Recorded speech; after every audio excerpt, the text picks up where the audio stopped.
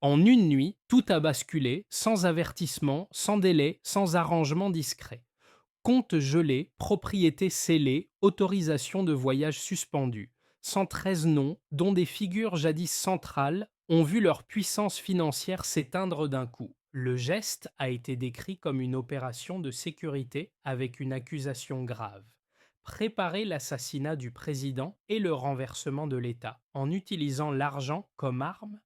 Alors, que change vraiment cette rupture psychologique pour un pays où la peur semblait protéger les élites quand Ibrahim Traoré décide de rendre l'invisible visible publiquement? Ce récit ne parle pas seulement d'une liste de noms, ni d'une décision administrative spectaculaire. Il raconte un déplacement plus profond. La menace ne vient pas forcément d'un ennemi visible, mais de bureaux, de comptes bancaires et de récits fabriqués. L'enjeu est clair. Comprendre comment un État peut être attaqué sans invasion, simplement par l'influence, la désinformation et l'argent. Selon la version présentée, ces élites ne sont pas décrites comme de simples opposants.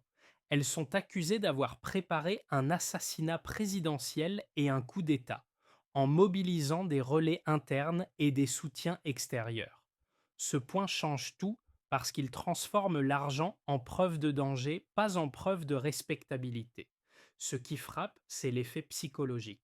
Pendant des années, beaucoup pensaient que certaines personnes étaient intouchables, riches, connectés, protégés. En une nuit, cette croyance s'effondre. Et c'est là que la question devient centrale. Que se passe-t-il quand la peur change de camp sous Ibrahim Traoré? En quelques semaines, les enquêteurs disent avoir vu apparaître un schéma et un chiffre à cristalliser la colère. Plus de 28 millions de dollars auraient été mobilisés pour soutenir l'opération globale. Ce n'était pas seulement de la propagande, mais une mécanique capable d'alimenter l'insécurité elle-même. Et si l'argent servait autant à affaiblir l'État qu'à préparer le moment du basculement? Dans le récit officiel, le complot n'est pas présenté comme un mouvement improvisé. Il est décrit comme une entreprise structurée avec des flux financiers fragmentés, des sociétés écrans, des comptes dissimulés et des communications passant par des applications chiffrées. Des réunions auraient eu lieu hors du pays, loin des regards, pour éviter toute exposition directe. L'objectif, selon les autorités, était brutal: créer la peur, épuiser l'État, puis frapper. Ce qui change la perception collective, c'est que la menace ne serait pas venue uniquement de l'extérieur. Elle aurait aussi émergé de l'intérieur, portée par des acteurs familiers, des figures longtemps perçues comme légitimes. Le danger ici n'est pas seulement militaire, il devient psychologique. Quand des personnes en costume parlant calmement sont accusées de préparer la violence en silence, l'idée même d'ennemi se transforme. À partir de là, la souveraineté prend un autre sens. Elle ne se défend plus uniquement aux frontières, mais dans les ministères, dans les banques, dans les médias. Et cette bascule ouvre une inquiétude durable. Jusqu'où un réseau peut-il aller quand il combine richesse, influence et patience? Dans ce contexte, Ibrahim Traoré apparaît comme le point de rupture, celui qui affirme que l'État peut couper l'oxygène financier avant que le chaos n'atteigne son apogée. Dans ce récit, la crise n'est pas racontée comme une bataille lointaine, mais comme une tension qui descend dans la rue, puis remonte vers les institutions.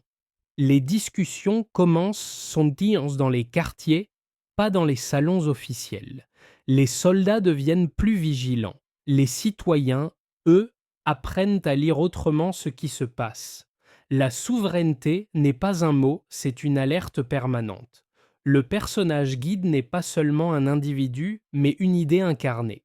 Ibrahim Traoré est décrit comme celui qui refuse le jeu symbolique, celui qui transforme une menace invisible en dossier public. Et ce choix produit un impact immédiat. Il casse la croyance que certaines fortunes protègent automatiquement leurs propriétaires. La peur, qui semblait appartenir aux plus faibles, change de camp. Dans les scènes rapportées, L'effet n'est pas seulement juridique, il est intime. Un enseignant, un agriculteur, un ouvrier n'ont pas besoin de connaître chaque détail financier pour comprendre le signal. L'argent peut être traité comme une arme, donc il peut être neutralisé. Cette lecture, même imparfaite, suffit à provoquer une forme de réveil collectif. Le pays, alors, entre dans une nouvelle phase. Plus seulement une crise sécuritaire, mais une confrontation sur le contrôle des récits et des ressources. L'ennemi n'est plus forcément celui qui attaque ouvertement. Il peut être celui qui finance, qui manipule, qui attend. Et dans ce brouillard, une phrase résume l'essentiel. Quand les puissants découvrent qu'ils peuvent être bloqués, le jeu cesse d'être abstrait. Ce qui se joue ici, c'est la survie mentale d'un État. Tout commence par une rupture administrative, mais la logique derrière ressemble à une opération. Les comptes sont gelés, les propriétés sont scellées, les autorisations de voyage sont suspendues. En une nuit, 113 noms perdent l'accès à ce qui faisait leur force. La capacité de payer, d'influencer, de déplacer des pièces sans être vus. Le déclencheur n'est pas présenté comme une vengeance. Il est présenté comme une mesure de sécurité nationale liée à une accusation extrême, un projet d'assassinat du président et de renversement de l'État. Puis vient la première onde de choc. Les banques obéissent immédiatement. Aucun délai judiciaire n'est mis en avant dans le récit. Aucun arrangement discret n'est évoqué. Tout se fait à visage découvert, et ce détail change la perception collective. Pendant des années, une partie de la population pensait que certaines personnes étaient intouchables, protégées par leur richesse, leur réseau, parfois même par l'extérieur. Cette croyance s'effondre non pas dans un discours, mais dans un acte. Le pic arrive quand l'affaire cesse d'être interprétée comme une crise politique ordinaire. Les autorités parlent de complot. Elles décrivent une trahison organisée. Elles affirment que ces acteurs internes auraient utilisé leur influence pour affaiblir le pays de l'intérieur, financer la désinformation, manipuler certains médias, semer le doute dans les rangs militaires. La menace ne serait pas venue d'un char franchissant une frontière. Elle serait venue de bureaux climatisés, de comptes bancaires, d'institutions censées protéger la nation. À mesure que l'enquête progresse, le tableau s'assombrit. Ce qui était présenté comme une opération interne est décrit comme un réseau structuré, financé, planifié au-delà des frontières. Les autorités évoquent des flux transnationaux, des sociétés écrans, des comptes dissimulés.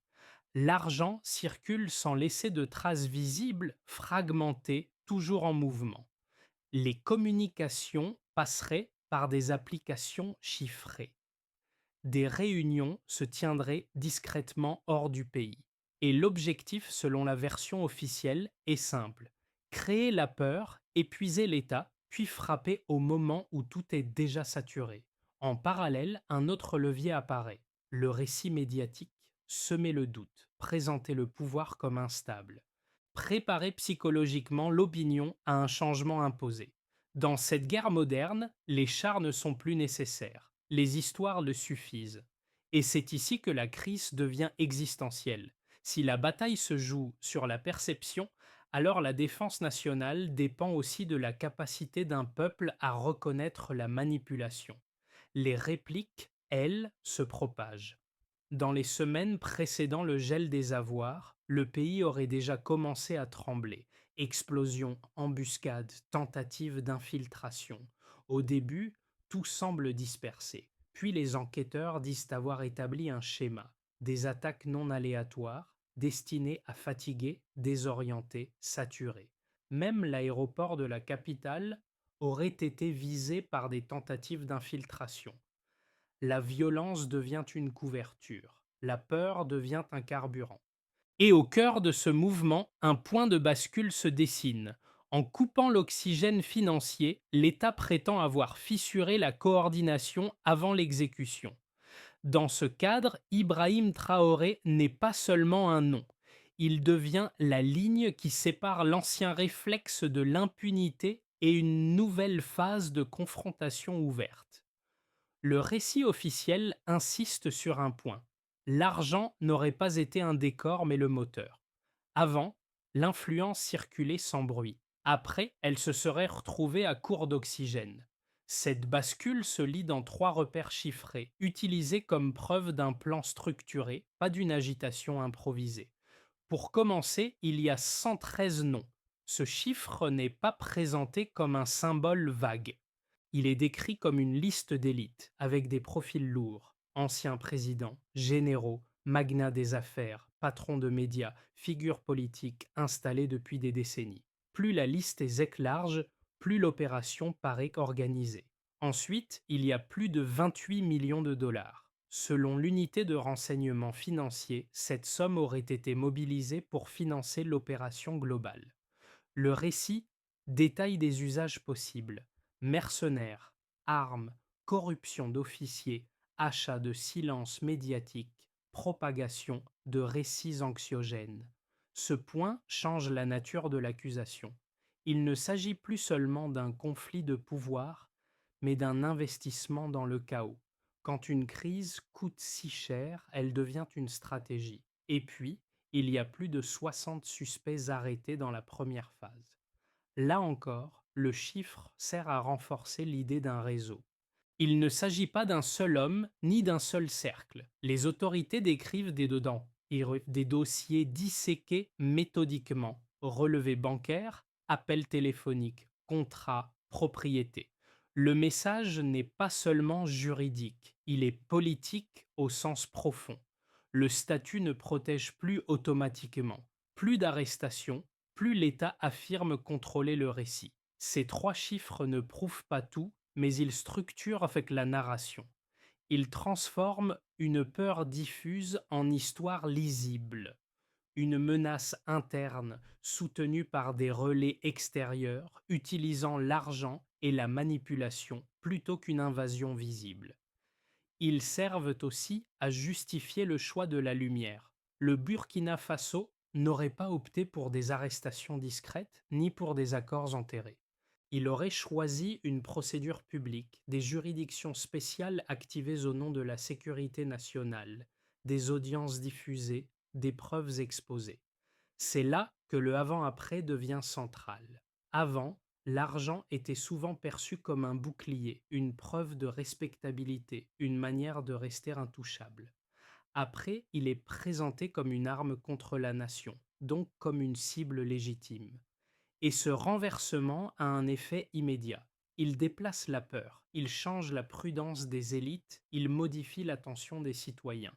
Dans ce cadre, Ibrahim Traoré apparaît comme celui qui assume la rupture, non seulement contre des individus, mais contre un modèle, celui où l'impunité se négocie dans l'ombre bancaire et médiatique. Les critiques peuvent formuler deux objections fortes et elles ne sont pas marginales. La première est qu'en frappant les élites, en gelant des comptes, en scellant des biens, on ouvre une tempête.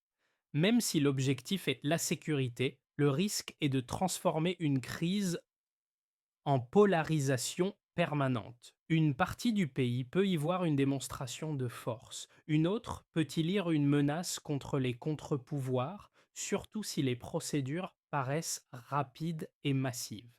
La deuxième est que l'accusation de complot peut devenir un outil narratif.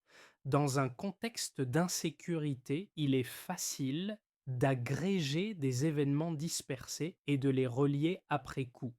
Des explosions, des embuscades, des tentatives d'infiltration peuvent exister sans forcément relever d'une coordination unique. Et si l'État se trompe de diagnostic, il risque de déplacer l'attention, d'alimenter des rancœurs et de produire l'effet inverse, fragiliser la cohésion qu'il veut protéger. Mais la réponse factuelle du récit officiel s'appuie sur une logique simple. Ce n'est pas le chaos, c'est une mécanique. Les autorités ne parlent pas seulement d'opposition, elles parlent de financement, de flux transnationaux, de sociétés écrans, de communication chiffrée, de réunions hors du pays.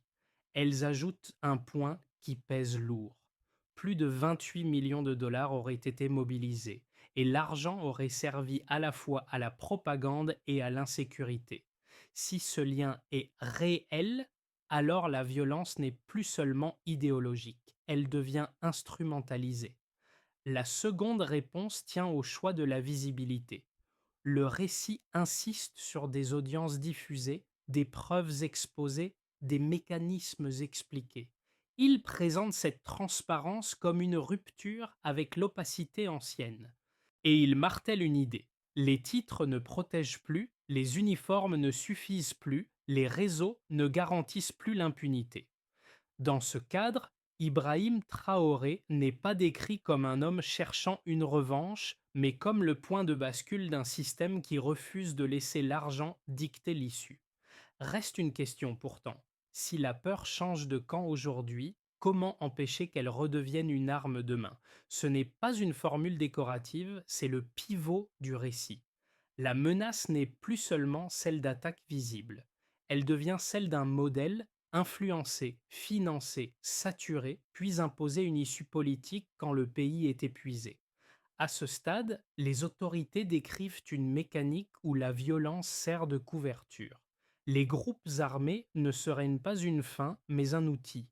Une distraction destinée à immobiliser les forces de sécurité pendant que d'autres leviers travaillent dans l'ombre. Transfert bancaire, manipulation médiatique, corruption ciblée, fatigue collective. Et c'est là que la bascule devient psychologique. Quand des figures familières, longtemps perçues comme légitimes, sont accusées d'avoir préparé le renversement de l'État, le débat cesse d'être abstrait. Il devient existentiel. Le pays ne se demande plus seulement qui attaque, mais qui profite du désordre. Dans ce moment précis, Ibrahim Traoré apparaît comme le déclencheur d'un test national. Un Burkina Faso peut-il reconnaître la manipulation avant qu'elle ne devienne irréversible? Et si la souveraineté se joue désormais autant dans les récits que sur le terrain, alors chaque silence, chaque doute, chaque relais médiatique devient une ligne de front. Pour l'État, la première conséquence est institutionnelle. Quand les autorités affirment qu'un complot interne a été financé et structuré, elles déplacent la priorité. La sécurité ne se limite plus aux frontières. Elle se joue dans les ministères, dans les banques, dans les circuits d'information. Les juridictions spéciales activées au nom de la sécurité nationale deviennent un outil central. Et la visibilité des audiences sert un objectif: montrer que le statut ne dicte plus la procédure. Dans ce cadre, Ibrahim Traoré incarne une promesse de contrôle, mais aussi une prise de risque, car rendre public un affrontement avec des élites crée mécaniquement des ennemis. Pour les entreprises et les réseaux économiques, la conséquence est plus froide. L'argent perd sa neutralité. Si des comptes peuvent être gelés du jour au lendemain, alors la stabilité devient conditionnelle. Les acteurs économiques comprennent qu'une fortune peut être interprétée comme une menace, pas seulement comme une réussite. Cela peut produire deux effets opposés. D'un côté, un frein, car la peur de l'arbitraire peut paralyser certains investissements. De l'autre, une réorientation, car la fin de l'impunité peut pousser à plus de prudence, plus de conformité, plus de discrétion. Dans tous les cas, le signal est clair. Le pouvoir financier n'est plus un bouclier automatique. Pour les citoyens ordinaires, l'impact est surtout psychologique. Le récit insiste sur une colère populaire. Pendant que la population lutte contre l'inflation, l'insécurité et la pauvreté, des millions auraient été mobilisés pour détruire le pays de l'intérieur. Cette idée provoque un basculement moral. Les rues de Ouagadougou, de Bobo-Dioulasso, de Kaya sont décrites comme remplies de drapeaux et de slogans, non pas de panique. Le peuple ne défend pas seulement un homme, il défend une ligne. L'avenir ne se négocie pas dans l'ombre bancaire. Pour la région et les équilibres extérieurs, la conséquence est stratégique. Le récit évoque des ombres étrangères, des soutiens discrets, des réunions hors du pays, une pression silencieuse plutôt qu'une invasion. Si cette lecture est acceptée, alors la crise du Burkina Faso devient un cas d'école. Une guerre moderne où les récits et les flux financiers comptent autant que les armes. Et c'est précisément là que la question s'élargit. Si Ibrahim Traoré affirme que la souveraineté peut se défendre en coupant l'oxygène financier, combien d'États peuvent réellement faire la même chose sans déclencher une confrontation plus large? Dans une trajectoire possible, la confrontation se stabilise sans disparaître. Les autorités poursuivent l'enquête, élargissent les dossiers, consolident la narration publique et cherchent en idée à empêcher le retour d'une coordination clandestine. Le pays reste sous tension, mais la ligne rouge est claire. Les réseaux financiers et médiatiques sont surveillés comme des vecteurs de risque.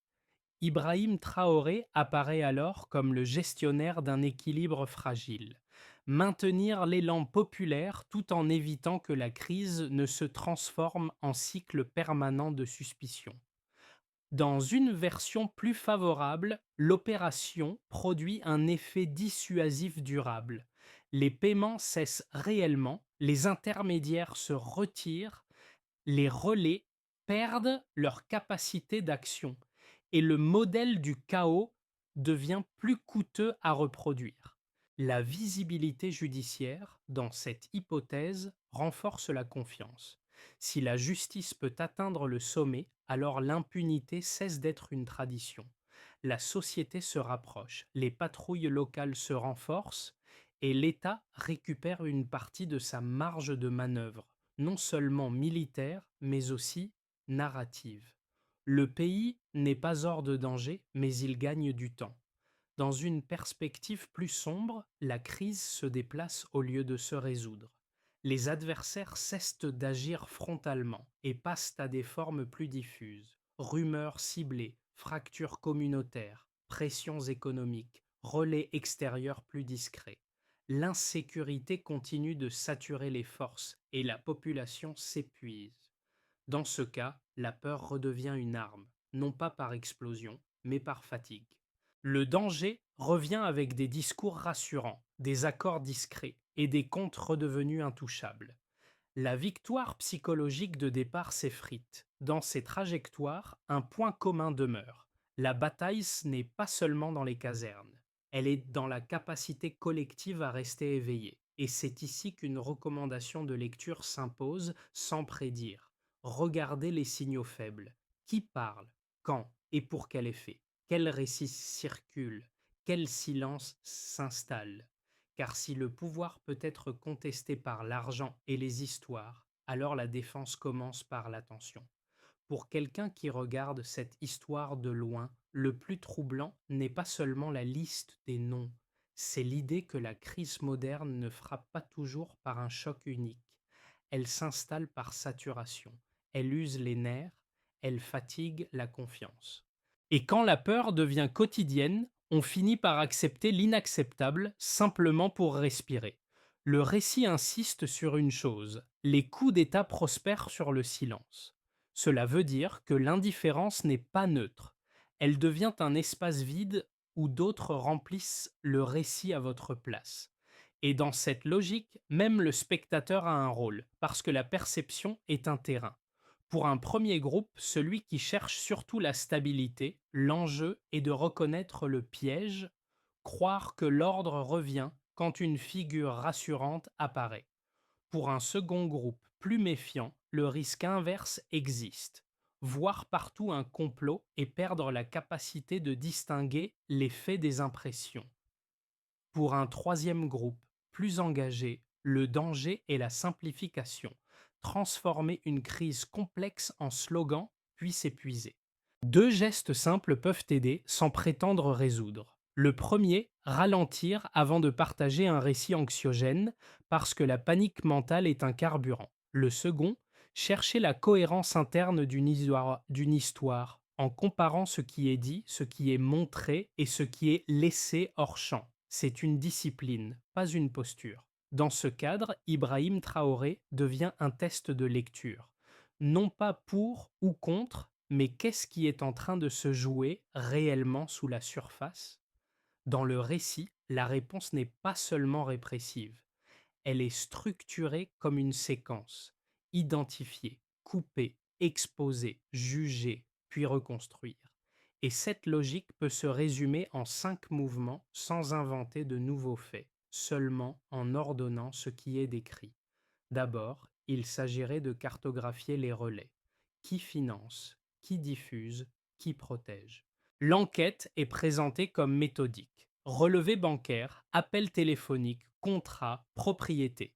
L'objectif n'est pas de frapper au hasard, mais de comprendre la chaîne. Ensuite, viendrait l'idée de couper l'oxygène financier. Le gel des comptes est décrit comme l'acte décisif, celui qui fait s'arrêter les paiements, disparaître les intermédiaires, fissurer la coordination. Sans argent, même un plan patient perd sa vitesse. Puis, il faudrait rendre visible le mécanisme. Le Burkina Faso est décrit comme ayant choisi la lumière, audience diffusée, preuves exposées, explications publiques. Cette visibilité sert un but, empêcher le retour du mythe des intouchables. Après cela, le récit affirme qu'il s'agirait de juger sans exception. Il martèle une idée. Les titres ne protègent plus. Les uniformes ne suffisent plus. Les réseaux ne garantissent plus l'impunité. Dans cette phase, Ibrahim Traoré est associé à une formule. Pas de vache sacrée. Enfin, l'enjeu devient de transformer le précédent en protection durable. Car le risque n'est pas seulement le complot d'hier, c'est la répétition demain sous une autre forme, plus douce, plus rassurante, plus lente. La vigilance devient alors une pratique collective, pas un slogan. La question finale reste simple. Si la souveraineté se défend aussi dans les récits, qui tient la ligne quand la fatigue revient? Le récit revient à une image. Un pays qui se réveille et comprend que le danger ne porte pas toujours un visage ennemi. Parfois, il porte une respectabilité, un costume, une voix calme, et c'est précisément ce détail qui fait trembler, parce qu'il oblige à regarder l'intérieur, pas seulement l'extérieur. La mémoire collective, elle, remonte plus loin. Thomas Sankara est évoqué comme un écho, une silhouette jeune, intransigeante, trahie en 1987 par des forces venues de l'intérieur. Cette mémoire n'est pas une nostalgie, elle agit comme un avertissement. Elle rappelle que la souveraineté peut être promise puis volée. Mais le récit insiste aussi sur une différence. Sankara avançait presque seul. Ibrahim Traoré est décrit comme avançant avec un peuple plus éveillé, plus mobilisé, moins silencieux. Les discussions circulent, les jeunes s'impliquent, les communautés se resserrent, le centre de gravité change. Et au milieu de cette tension, une phrase tient comme un clou. Une nation éveillée ne s'assassine pas facilement. Si la peur a changé de camp une fois, elle ne revient jamais sans résistance. Ce récit laisse une question ouverte et elle dépasse un pays. Si la guerre moderne peut se jouer sans char, par l'argent, les récits et l'influence, alors la souveraineté devient une compétence collective. Reconnaître la manipulation avant qu'elle ne prenne racine. Le Burkina Faso est décrit comme ayant montré une possibilité, pas une victoire définitive. La possibilité qu'un État refuse le scénario écrit pour lui. La possibilité qu'un peuple transforme la vigilance en protection durable. Et cette possibilité, qu'on l'admire ou qu'on la craigne, oblige à réfléchir à ce qu'on tolère à nouveau quand la fatigue revient. Dans cette histoire, Ibrahim Traoré apparaît comme un point de bascule, mais le vrai sujet reste la société. Sa capacité à rester réveillé, à ne pas acheter le confort du silence au prix du futur. Si vous deviez retenir une seule chose, ce serait laquelle? Le gel des avoirs, la bataille des récits ou le changement psychologique de la peur? Dites-le en commentaire. Et si vous voulez, on peut aussi comparer cette séquence à d'autres cas où l'argent a remplacé les tanks.